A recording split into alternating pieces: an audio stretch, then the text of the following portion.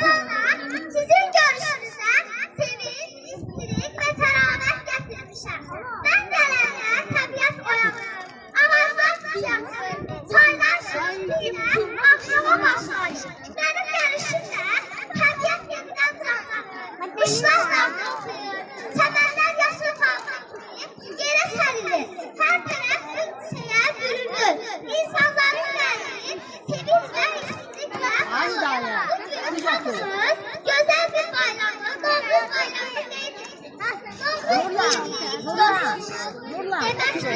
Novruz bayramı herkesi sevmeyi, birbirimiziyle mehriban davranır ve yaxşılıklar etmeyi öğrenir. Arzu edirəm ki, bu təzəyin arzu edirəm ki, bahar hər evə bərəkət və xoşbəxtlik gətirsin. Bu evlərdə bahar sürəsinin kəraməti, bizlərdə sizdən rəngarəng olsun. Bayramınız mübarək. Hoş geldin oğlum. Teşekkürler bakalım. Yaxşı güzel geldi. İndi ise 7. sınıf şahitlerimizin